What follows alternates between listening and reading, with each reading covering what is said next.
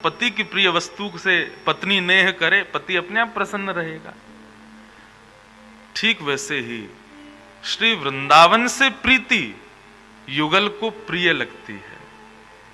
हमारी वृंदावन से प्रीति हो जाए, वृंदावन वासियों से प्रीति हो जाए, वृंदावन के प्रत्येक भाव से प्रीति हो जाए, तो कुछ अभ्यास, कुछ नियम करने की आवश्यकता नहीं, युगल आपके अपने आप हो जाएंगे। जब उनको ये भाव पता चलेगी कि भैया याकू वृंदावन प्रिय लगे, तो फिर आपके कितने दोष, कितने अवगुण, वो कुछ विचार नहीं करेंगे। इनको वृंदावन प्रिय है तो ये हमारे प्रिय है। लोग पूछते हैं, महाराज जी किशोरी जी कैसे राजी होंगी, ठाकुर जी कैसे प्रसन्न होंगे, बिहारी जी हमको कब अपनाएंगे, कब स्वीकार करेंगे। तुम अपनी मन बुद्धि स्थिति सब में वृंदावन को बिठा लो, ठाकुर जी तुमको अपनी स्थिति में बिठा लेंगे। नित्य श्याम सुंदर और किशोरी जी ये भी स्मरण करते हैं, ये भी ध्यान करते हैं। किनका? जो वृंदावन को स्मरण करते हैं, जो वृंदावन से प्रीति करते हैं। वृंदावन साधारण नहीं है बंधु। हमारी किशोरी जी और ठाकुर जी का अत्यंत प्रिय रमण भाव है श्री वृंदावन। वृंदावन आप यदि अन्य किसी भाव से जा रहे हो तो वहां बहुत बड़े सुख से वंचित हो रहे हो। वृंदावन में तो श्री किशोरी जी और ठाकुर जी वे दोनों और सुखी हों, इस भाव से जाओ।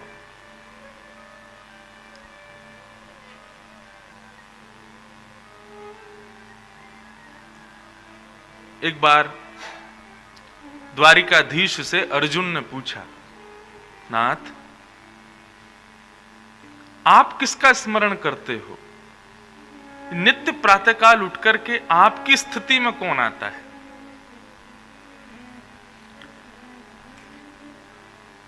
ठाकुर जी बोले, हमको वृंदावन की बड़ी स्मृति होती है।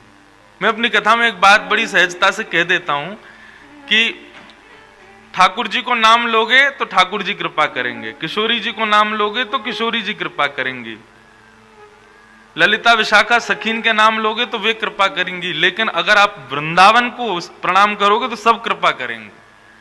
क्योंकि वृंदावन नाम उच्चारण करते ही वृंदावन में जो हैं सबका स्मरण हो जाता है। वृंदावन वृंदावन वृंदावन। मैं तो कभी कभी कोई पूछता, महाराज जी कोई मंत्र बताओ हमको, हम काहेगा जप करें। मैंने कि सुनो, तुम वृंदावन वृंदावन वृंदावन वृंदावन वृंदावन यही जपते रहा करो, इसी मात्र से कल्याण हो जाएगा। किशोरी जी, ठाकुर जी, संत जन, यमुना जी सब कृपा करेंगे आप पे। तो ठाकुर जी कहते हैं कि अर्जुन हम वृंदावन को स्मरण करते हैं। अर्जुन बोले, आप द्वारिका में रहते हो, हस्तिनापुर में आप हमारे यहां भी पधारते हो, इतनी जगह लीलाएं आपने की, सबको स्मरण नहीं करते? वृंदावन में ऐसा क्या है जो आप उसको स्मरण करते? अब भगवान बोले, इसको कहां बताऊं मैं कि श्री किशोरी जी ने उसका निर्माण किया, आदि आदि ये सब बातें सुनने लायक अर्जुन है तो है नहीं। हाँ, एक बात और कहें, ये रस के भाव, ये प्रीति के भाव सबको भी नहीं बताने चाहिए। जो अधिकारी हो उन्हीं को ही बताने चाहिए। पहले ठोक पीट के देख लिया करो, सामने वाला अधिकारी लगे तो कहो। इसलिए नागपुर के इस क्रम के अलावा मेरा इस रस में और कहीं प्रवेश में करता नहीं हूं। आप अन्य कथाएं सुनेंगे तो वहां तो कथा होती है और आप कहेंगे तो वो विशेष नहीं, वो बहुत विशेष है। वो अधिकार देती है ना बाकी श्रोताओं को इस रस में आने का, इसलिए वो जरूरी है। जिस प्रकार रत्न का खुलासा नहीं किया जाता कि हमारे घर में कहां रखा है, यदि आप खुलासा कर दोगे तो क्या होगा? चोरों के कान खड़े हो जाएंगे और वो दिन दूर नहीं होगा कि वो रत्न एक दिन चोरी हो जाएगा। ऐसे ही ये ठाकुर जी के प्रिय भाव, श्री श्यामा जी के प्रिय भाव, श्री वृंदावन का प्रेम, ये रत्न है, इसको छुपा के रखो भैया। कोई बहुत आपका विश्वास पात्र दिखे उसको बताओ, वहां रखा है, ऐसा है। और ठाकुर जी जल्दी सहज प्रकट नहीं करते वृंदावन के भाव को, वो भी अर्जुन जैसे ज्ञानी के आगे। हाँ, एक बार को उद्धव के आगे प्रकट कर देंगे, अर्जुन के आगे नहीं करते। आप बुरा नहीं मानिएगा, हम वृंदावन वासियों के लिए अर्जुन से ऊपर है उद्धव। क्योंकि वो उद्धव वृंदावन का विद्यार्थी है, उसको ब्रजवासियों ने पढ़ाया है, और सबकी छोड़ो उसको श्री किशोरी जी ने सुनाया है, पढ़ाया है। विद्यार्थी है वो वृंदावन का, इसलिए हम ब्रजवासियों को उद्धव ज्यादा प्रिय है। अर्जुन बोले कि ऐसा क्या है वृंदावन में जो आप सब छोड़ वृंदावन को याद करते हो? ठाकुर जी बोले, अब तुमको क्या सुनाऊं मैं अर्जुन, स्थिति नहीं है तुम्हारी उतनी, लेकिन चलो जिज्ञासा वृंदावन की कोई प्रकट करे तो वह भी अधिकारी है, किसी ना किसी रूप से तो श्री जी ने उसको याद किया। अर्जुन तुम वृंदावन का नाम भी ले रहे हो, उसके बारे में पूछ रहे हो, तो कुछ तो अधिकार तुमको है, चलो किसी भाव से सही तुमको बताते हैं वृंदावन क्या है। अर्जुन बोले कहां चलें? बोले एक भक्त है, बहुत दिन से तपस्या कर रहा, उसको दर्शन देने जा रहा हूं मैं, चलो तुम भी साथ में। अर्जुन बोला चलो। गरुण जी पर भगवान बैठे, पीछे अर्जुन बैठा, और ठाकुर जी पहुंच गए श्वेत द्वीप। हमारे वृंदावन के श्री राधा वल्लभ लाल जी अनंत वर्षों तक श्वेत द्वीप में विराजित, और वहां देवादिदेव महादेव ने उनकी उपासना की। अरे श्वेत द्वीप का इतना सुंदर वर्णन करते हैं अन्य पुराणों में महाराज। अब देखो कथा में कथा आती जाती है, सुनो। मैंने कही ना आज सवेरे पिटारे खुलेंगे, हाँ 3 दिन से जो नहीं खुला आज सब खुलेगा। एक बार नारद जी को अपनी भक्ति पर अभिमान हो गया। नारद जी बोले हमसे बड़े भक्त तो दुनिया में कोई होंगे नहीं, 24 घंटा दिन रात नारायण नारायण नारायण यही उपास करते हैं। अच्छा नारायण मुख से बोलते हैं, लेकिन चित्त में श्री नारद जी भी श्री राधा राधा का ही जप करते हैं। नारद भक्ति सूत्र कभी उठा के देखिए, ब्रजवासियों की जो प्रशंसा नारद जी करते हैं, तो नारद जी को अभिमान हुआ कि मुझसे बड़ा भक्त तो कोई नहीं होगा। ठाकुर जी ने एक बार नारद जी और गरुण जी को भी अभिमान था कि मेरे बिना ठाकुर जी कहीं जाते नहीं, दोनों को अभिमान था। तो ठाकुर जी बोले चलो इनका मान दूर किया जाए। तो भगवान ने एक बार नारद जी को बुलाया, बोले नारद जी तुम 24 घंटा जो है हमारी सेवा में लगे रहते हो, एक आध दिन का अवकाश ले लिया करो, छुट्टी लिया करो। नारद जी बोले क्या करें बताओ, छुट्टी में कहां जाएं? बोले एक काम करो, तुम भक्त अग्रगण्य हो, हरिदास वर्य हो, तो जाओ कुछ हरिदासियों की सुध लेके आओ। तुम हरिदासों में सर्वश्रेष्ठ हो, तो जो बेचारे छोटे मोटे हरिदास हैं उनको मिले आओ, थोड़ा देखे आओ उनको जाके। नारद जी बोले जो आज्ञा। कहां जाएं बताओ? बोले तुम एक काम करो, श्वेत द्वीप जाओ, वहां मेरा एक स्वरूप श्री राधा वल्लभ लाल के रूप में विराजमान है, जहां पर महादेव उसकी आराधना करते हैं, तुम जाओ उनका दर्शन करके आओ। नारद जी बोले ठीक है। अब गरुण जी पर बैठ करके नारद जी पहुंचे श्वेत द्वीप। तब श्वेत द्वीप में देखा लाखों करोड़ों वैष्णव खड़े हैं, और सामने त्रिभंग लली श्री राधा वल्लभ लाल विराज रहे हैं, और देवादिदेव महादेव उनकी आरती कर रहे हैं। पार्वती जी घंटे घड़ियाल बजा रही हैं, गणेश जी, कार्तिकेय जी और समस्त शिव परिवार सब वहां आराधन में लगा है, राधा वल्लभ लाल जी की सेवा चल रही है, और लाखों भक्त उनका दर्शन कर रहे हैं। सबसे पीछे खड़े नारद जी और गरुण जी दर्शन करने लगे। जैसे ही आरती पूर्ण हुई, विश्राम आरती होते ही शंकर जी ने जल से आरती का प्रोक्षण किया, सब में जल लुटाया, सब वैष्णव भुजा उठा के राधा वल्लभ लाल जी की जय जयकार करने लगे। इतने में ही शंकर जी ने जैसे ही पर्दा किया राधा वल्लभ जी के आगे, पर्दा करते ही लाखों असंख्य भक्त जो वहां दर्शन कर रहे थे सब मूर्छित हो गए। पर्दा होते ही मूर्छा हो गई। नारद जी चारों तरफ देखे, बोले ये क्या हुआ? वो भैया गरुण, ये कहा भयो ये सब एक संग मूर्छित कैसे है गए? और अगर यहां की रीति मूर्छित होना है तो हम क्यों खड़े हैं? गरुण जी बोले पता नहीं, देखो एक बार। सबको देखने लगे, कुछ पता ना चले। नब्ज देखी, हार्ट बीट देखी, सांस देखी, सब बंद। मूर्छित नहीं थे, सब मृतक हो गए। नारद जी को विचार में नहीं आ रहा ये हुआ क्या। थोड़ी देर बाद महादेव पुनः पधारे और पुनः पधार करके जैसे ही कपाट खोले, कपाट खोलते ही सब पुनर्जीवित हो गए और उठ करके श्री राधा वल्लभ लाल की जय जय जयकार करने लगे, प्रणाम करने लगे। नारद जी बोले ये समझ में नहीं आया हुआ क्या। महादेव से एकांत में जाके प्रणाम करके कहा भगवान ये इस भाव का थोड़ा उद्घाटन कीजिए, ये हुआ क्या।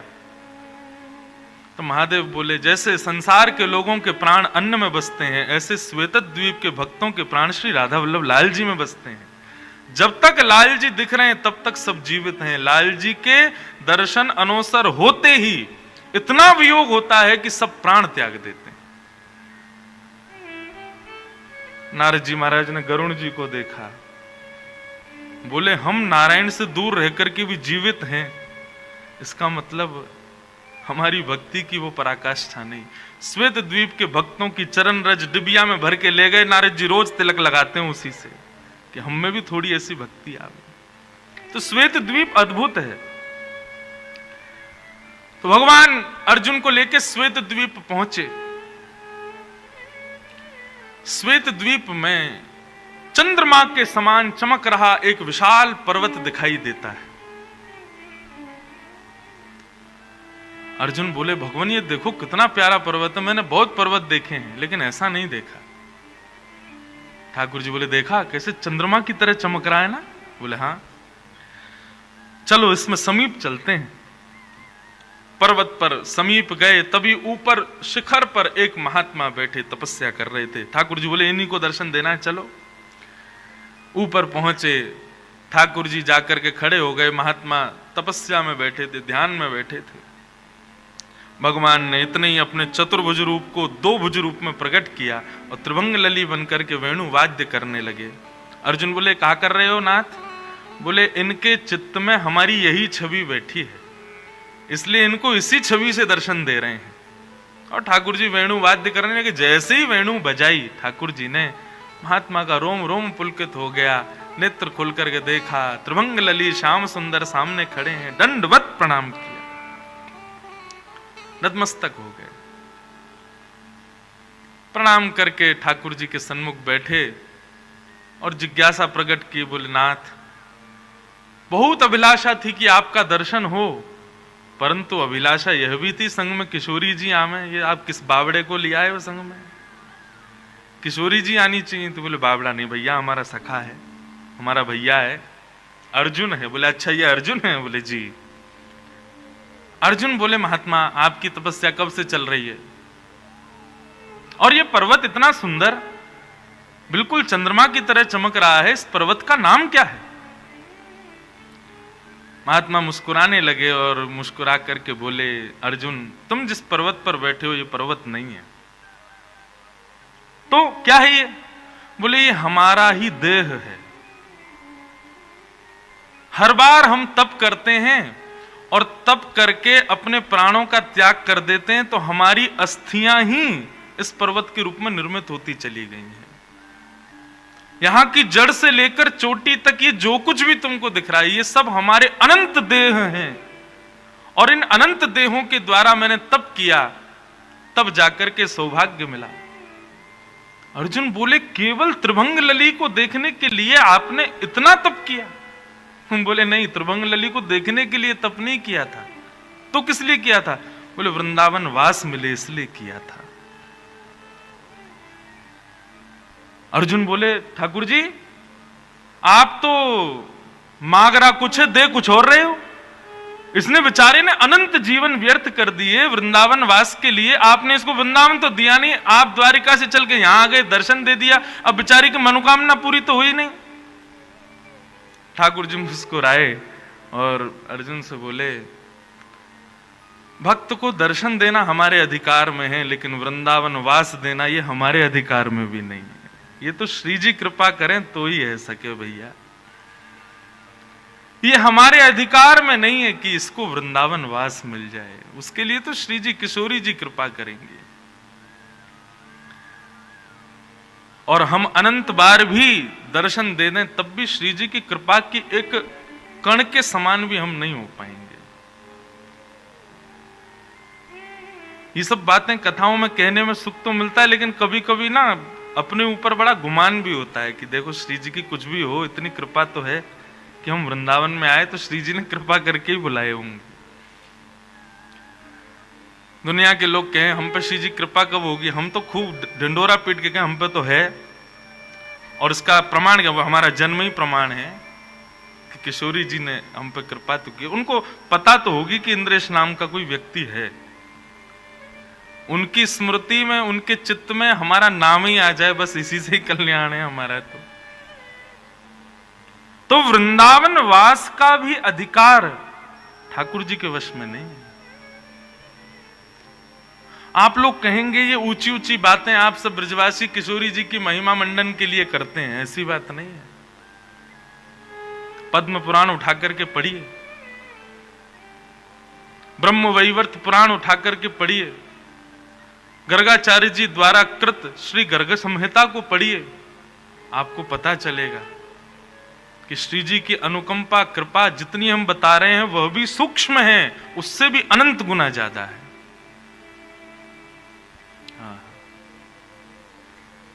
ऐसे वृंदावन का वास,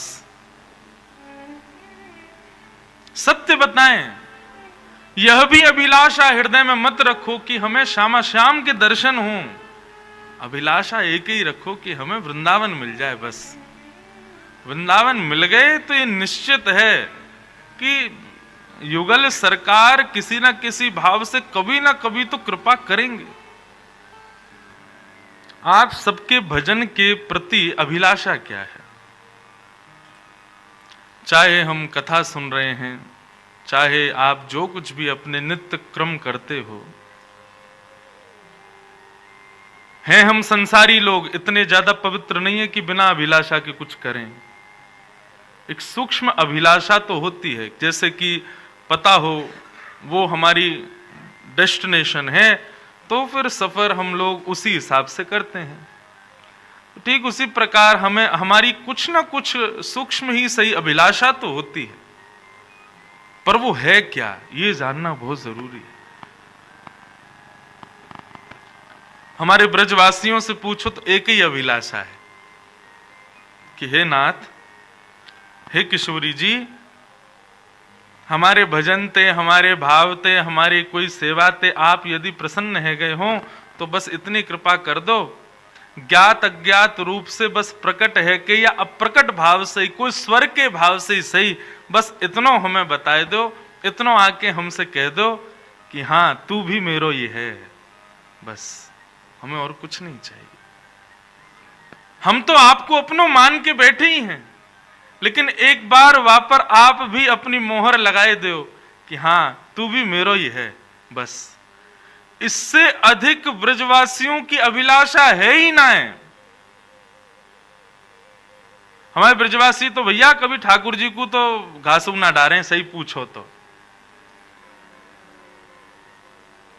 लाल जी जितने दिन लीला करते रहे, श्रीमद् भागवत में 1000 बार ब्रज लीला में आता है, ठाकुर जी सबसे कहते हैं मैं भगवान हूं, मेरी पूजा करो। गर्गाचार्य जी ने आकर के ठाकुर जी की कुंडली देखी और यशोदा मैया से बोले मैया तुम्हारा जो लाला है ना ये साक्षात नारायण के समान गुण वारो है। मैया ने तुरंत लाला को कान मरोड़ा, बोले अब बोलियो कौन है ये? बोले मैया क्षमा करो। हमारे ब्रजवासी तो कभी ठाकुर जी को ठाकुर जी माने ही ना। हमारे ब्रजवासी तो यूं कहीं लाला तेने पूतना ना मारी, अगासुर बकासुर तेने ना मारे। ये तो हमारे ब्रज को प्रताप है कि वे सब ब्रज में प्रवेश करते ही उनके इतने पुण्य ना है, ब्रज में आते ही भी मर गए। क्यों? बोले ब्रज में बिना श्री जी की कृपा के आ ही ना सके, लेकिन ये सवरे निगोरे राक्षस बिना श्री जी की आज्ञा लिए ब्रज में घुसे, जैसे ब्रज में आए इनके पुण्य इतने हेनाए, हमारे ब्रज के प्रताप ने इनको नष्ट कर दियो। और उन मरे मरायन में हाथ लगा के तू श्रेय ले जाए कि हमने मारे। ठाकुर जी के कहा करूं, ये कभी माने ही ना है। लाल जी ने गोवर्धन धारण कर लिए, सब ब्रजवासी बोले अरे लाला तेरी नेक्सी सी उंगली पे इतना बड़ा पर्वत कैसे धारण कियो? ठाकुर जी बोले कछु माखन को बल बढ़ो, कछु गोपन करी सहाय, श्री राधे जू की कृपा सो मैंने गिरिवर लियो उठाए। ब्रजवासी बोले माखन ते तेरो बल बढ़ो, ये तो बात समझ में आवे, तेने बहुत माखन खायो, लेकिन हम ब्रजवासी ने तेरी कहा सहायता करी लाला। ठाकुर जी बोले, जब मैं गिरिराज जी उठाए रहे हो तो आप सबरे टकटकी लगा के मुंह को देख रहे, तो आप सबन की शक्ति मेरी उंगली में आ गई। आप लोगन के अपलक नेत्र से मुंह को देखवे के काज सबकी शक्ति मुंह में आ गई और मैंने गिरिराज जी उठा लिए। वास्तव में मेरी उंगली को बलना है, आप सब ब्रजवासी की शक्ति मुंह में आ गई है तो मैंने उठा लिए। ब्रजवासी बोले, तभी तो हम कहें कमजोरी क्यों आ गई है हम में इतनी, आजकल सांस फूल जाए नेक में, घबराहट सी है लग। तभी तो हम कहें कि लाला हमारी शक्ति कहां चली गई, दूध तो खूब पी रहे हैं, अब तो चलिए नंद को छोरा पीछे पीछे चुरा ले। ब्रजवासियों ने कभी स्वीकार नहीं किया कि हमारो लाला कोई श्रेष्ठ भगवान है।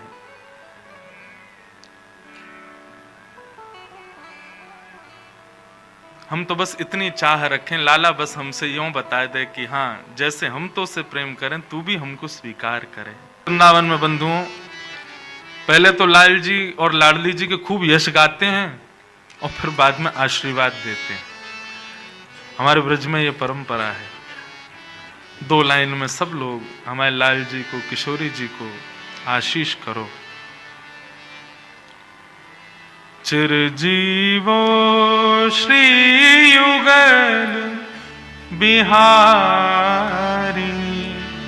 चिरजीवो श्री युगल बिहारी, चिरजीवो श्री युगल बिहारी, चिरजीवो श्री युगल बिहारी। नित नव केली करो कुंजन में, नित नव केली करो कुंजन में, नित नव केली करो कुंजन में, नित नव केली करो कुंजन में। रसिक शिरोमणि श्रीमत प्यारी, चिरजीवो श्री युगल बिहारी, चिरजीवो श्री युगल बिहारी, चिरजीवो श्री युगल बिहारी। रंग महल निश दिन रंग बरसो, रंग महल निश दिन रंग बरसो, रंग महल निश दिन रंग बरसो, रंग महल निश दिन रंग बरसो। सुख सरसों अनुदिन अधिकारी, चिरजीवो प्यारे कुंज बिहारी, चिरजीवो श्री युगल बिहारी, चिरजीवो श्री युगल बिहारी। सरस माधुरी सेवा तत्सुख, सरस माधुरी सेवा सुख, सरस माधुरी सेवा तत्सुख, सरस माधुरी सेवा सुख। देहूं दया निधि तुम परवारी, चिरजीवो श्री युगल बिहारी, चिरजीवो श्री युगल बिहारी, चिरजीवो श्री युगल बिहारी। श्री वृंदावन बिहारी लाल की जय, श्री राधा रमण लाल की जय, श्री राधा वल्लभ लाल की जय, सब संतन की जय, सब भक्तन की जय, सब ब्रजवासिन की जय, सब सखियन की जय, समस्त सखान की जय, पूर्वाचार्यन की जय, सद्गुरुदेव भगवान की जय। जय श्री राधे, जय जय श्री राधे, जय जय श्री राधे। बोलो वृषभानु के जमाई